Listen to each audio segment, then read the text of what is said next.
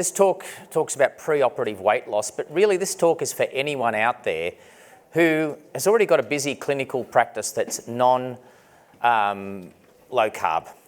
Okay, so the GP's out there and you go, I've got enough to do, I'm running late enough as it is, I've got 10 people waiting in my waiting room, they want me to do something else. How am I going to incorporate this into my practice? So this is really what this talk is about. So it just happens that I use it for pre-operative weight loss. And as a urologist, I've got some fantastic toys to play with. I've got some real things that I can pull out of the cupboard to help me solve some problems. But when it came to getting patients to lose weight, I did feel like old Mother Hubbard, and the cupboard was truly bare. And I'd say to a patient, oh my God, I need you to lose weight before this operation. I want you to, well, how do I do that? I've been trying my whole life to lose weight. Well, go and see your GP and go and see a dietitian. 3 months would pass, I'd walk into the waiting room and usually they had gained weight. If I was lucky, oh doc, I lost a kilo and a half. So I had nothing. I had nothing in my armamentarium to help them lose weight. And thankfully, you know, our kids now, I'm Penny Figtree. My disclosure is I'm Penny Figtree's husband. My disclosure is we've been living low carb for a number of years. And so we all have drank from the water fountain of low carb to the point that even our teenage son has put 2 of his friends on low carb with great success. So maybe you don't even need 5 minutes. Maybe you don't even need to be a health professional. But usually my consultations when I'm talking to someone about surgery, I often go through their imaging and this is a CT scan and I think most of you can see that that's you know, a kidney there, and I say, right, we're going to do an operation on your kidney, and we're going to take that kidney out or part of that kidney out, and the patients look, oh, that looks easy, doesn't it? You know, so this is what the patient thinks I see, is a blue shining ball in outer space floating there. Until I tell them, you see all that black stuff? That's fat. And what it really is, this is what I see, is a sea of yellow fat. So, and then they get that reality check and they're actually quite shocked, and it's quite a useful tool is to show them that CT scan and the amount of fat around their organs, particularly men. So why do I care? Why do I do it? And I know that's a confronting slide. I'm not putting it up to be humorous or anything, but unless you've been are there any anaesthetists in the room? Well, unless, Rod, you know what I'm talking about. This increases everyone's anxiety dramatically. It's tough. It's tough for everyone. It's tough for the wardsman. It's tough to position these patients to get a cannula in and to think, you've got to get in, do what you have to do and get out. It increases everyone's anxiety and it makes the job a lot tougher. But there's actually a lot of data out there that shows that being overweight is an independent predictor of perioperative morbidity. So, you know, part of what I need to do and what I want to do is to make that operation as safe as possible for that patient. So that's why I care. It makes it easier, but it's better for my patient. So my talk is 5 minutes, 5 steps in 5 minutes at the time of consent. And I never really thought about it as 5 steps, but I tried to, it's essentially what I do. And you guys know all of this, all right? I'm going to bore you, but what Rod wanted me to do was say, what do I actually say to my patients? So the first thing I do is I tell them, Rod, you're going to have this operation. We've talked about it. We've gone through it. You've asked me your questions, but I need you to lose some weight for me. So the key thing, you've heard of insulin, right? Your body makes insulin. It's a hormone, but insulin is our enemy. Insulin makes you fat. Oh, okay. So what puts your insulin up? Carbohydrates. Really? Yeah, carbohydrates put your insulin up. Okay, so, you know, what carbohydrates do you know about? Oh, well, bread, rice, potatoes. Yes, but it's a lot more than that. So, but not only does, insulin makes you fat by pushing fat into your cells, but actually, if your insulin's high and you're exercising and you need energy, guess what? Insulin stops the fat coming out of the cells. So it keeps you fat. All right. So next I want to, and I do use, this is what I've used for a couple of years, you probably recognise the visual guides from Diet Doctor. So let's look at some of these things, and just an aside, I think the numbers are really important and it really resonates with the patient. So let's look at an avocado. See that number 2? That means 2% carb, all right? A tomato's 3% carb. Now let's go down, let's look at corn. Let's look at baked beans. Oh, I love my baked beans. They're healthy, aren't they? Look how much carbs they have. Look at fruit. We weren't designed to eat fruit 365 days a year. When you and I were growing up, we didn't get bananas in winter. Okay? You can have a few berries, but your fruit's out. So they find that very instructive.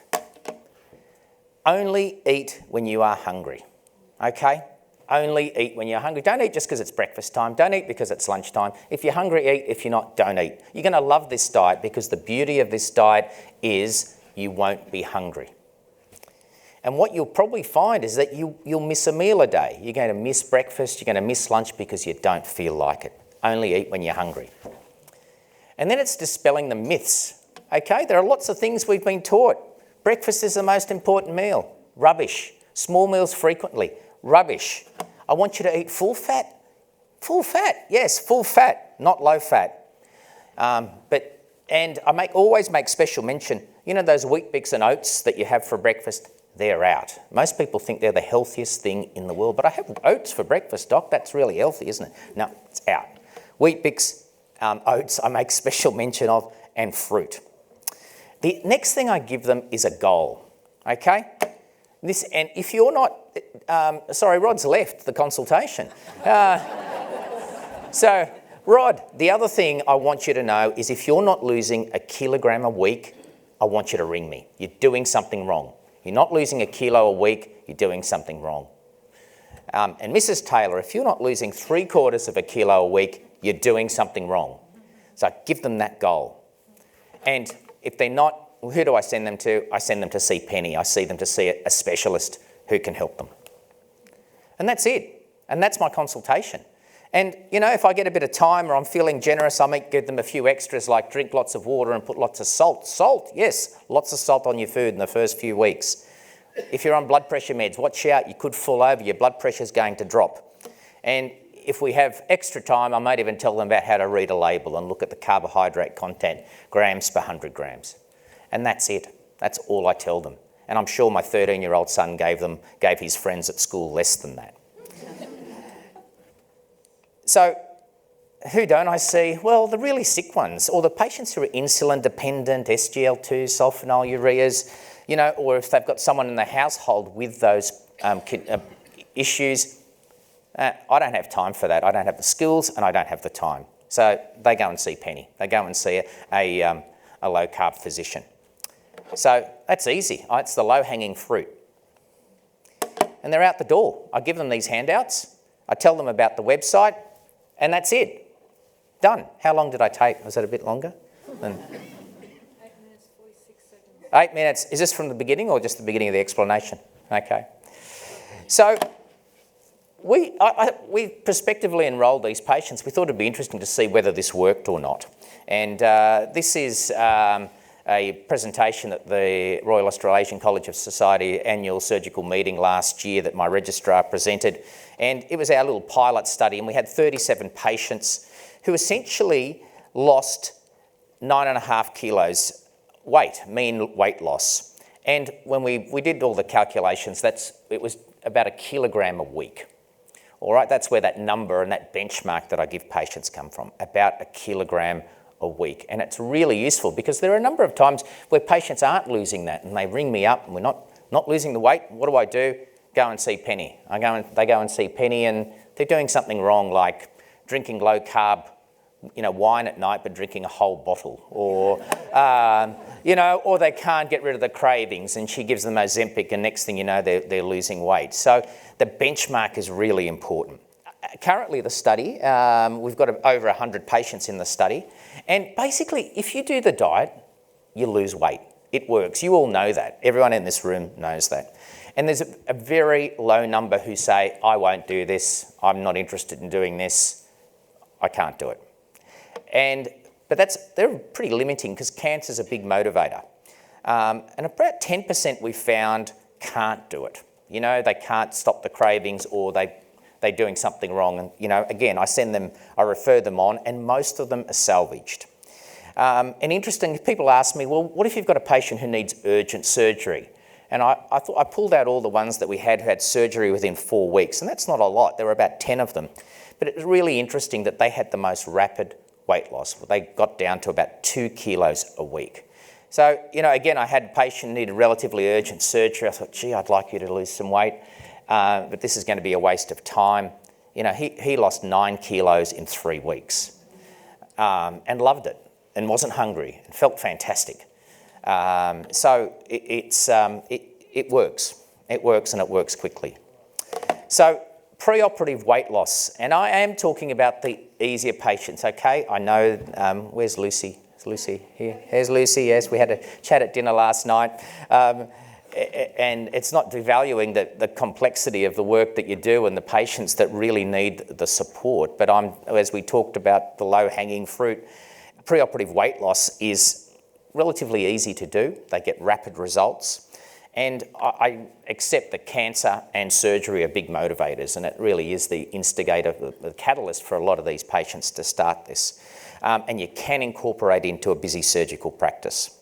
So again, I just reiterate, giving them that goal, which the study has taught me, is if you're doing this right, you'll lose that amount of weight a week, is really useful for the patients, because no one in their history is used to losing that much weight that quickly. I've lost 3 kilograms in 3 months, Doc. Haven't I done well? This is, you know, a different ball game as far as I'm concerned. And the other thing is it spreads the word like wildfire. Friends and family just go, gee, John's looking great. Yeah, gee, he's lost a lot of weight. And next thing you know, they're on low carb. So it is a great advertisement, the best advertisement. And you give that patient a tool for life. So they might gain a few kilos after their surgery. A lot of them don't. A lot of them keep losing weight. But you've given them that tool, that knowledge. You know, knowledge is power, as Dr. Finney said. And you give them that tool for the rest of their life, that they can dial it up and dial it down as they need to. So for most patients, and for those who are non-carb physicians, if you're taking longer than 5 minutes, maybe you're doing something wrong. Thank you.